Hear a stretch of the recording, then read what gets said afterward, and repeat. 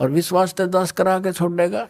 कोई बड़का का लेख है, भगवान के बताया हुआ ज्ञान इसमें इतनी भी मेन मेख नहीं पा सकती, और ये स्वीकार करना पड़ेगा, एक दिन आएगा।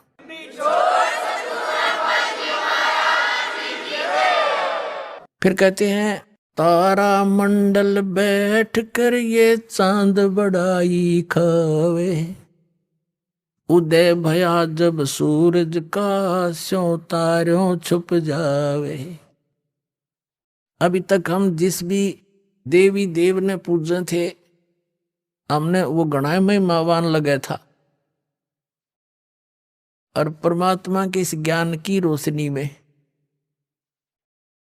अब ये सभी ज्ञान ऐसे छुप जाएंगे, ऐसे निष्क्रिय हो जाएंगे, निरस्त हो जाएंगे, जैसे रात्रि के समय तारा मंडल के अंदर आकाश में चंद्रमा सुशोभित होता है और सबसे ज्यादा प्रकाश युक्त नजर आता है।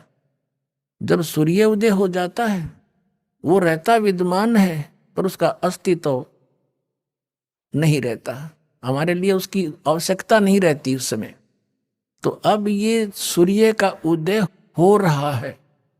अभी तो ये समझ लो वो देसी भाषा में झोड़ बोड़ा सा ही है, यानी थोड़ा सा वो सूर्य उदय होने से थोड़ा सा पहले रोशनी होती है। अभी तो इतना ही होया है यो। अरे देखना जो शिखर में होगा सूर्य, पूरे विश्व में ज्ञान हो जाएगा, ये पूरे विश्व में।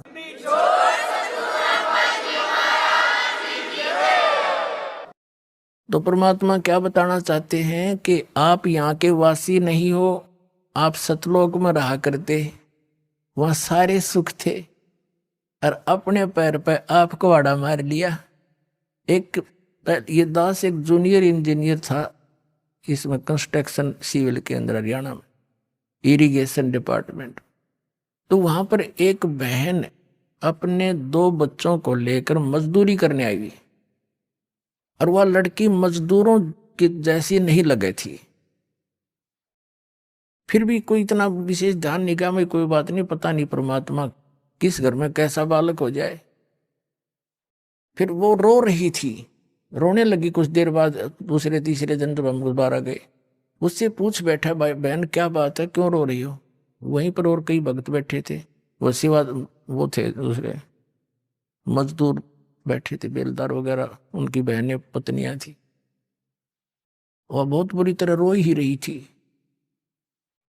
उसने थोड़ी सी देर बाद से फिर बताई साची कि मैं ऐसे ऐसे एक बहुत बड़े घर की बेटी थी, सेठ है मेरा पिताजी, बहुत बड़ा पैसे वाला, और मुझे सारी सुविधा थी, और जो मेरा पति है ये हमारे यहाँ नौकर रहा करता,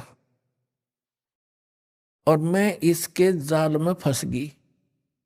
मैं इतनी प्रभावित होगी, मेरे माता पिता मेरे आगे रो भी दिए, उन्होंने मेरे पैर भी पकड़ दिए, बेटी कुछ भविष्य देख ले तू अपना, तू कहाँ जा रही है, रोटी टाइम पे मिले नेगी, क्या हाल होगा तेरा, लेकिन फिर हम तेरे को घर नहीं बढ़न देंगे, या तू पक्की सोच लिए।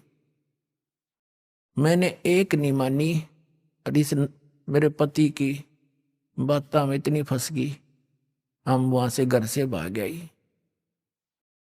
अब ये जो मैं पैसा लेकर आई थी 1-2-4 लाख रुपए, वो खर्च कर दिए, शराब पीता है।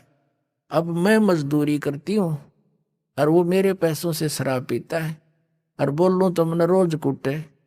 अब कोई मेरा वाली वारस रहा नहीं कि तो मैं दुख रोज दूं जाके, मैंने अपने पैर पे आपको आड़ा मार रखे।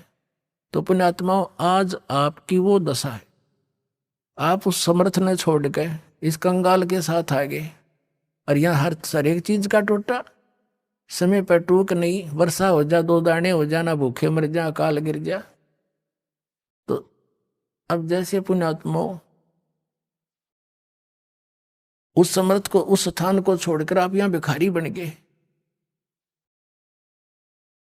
और वहां सदा व्रत था, यहाँ टाइम पर टूक नहीं मिल रहा, 90% हैंड टू माउथ है,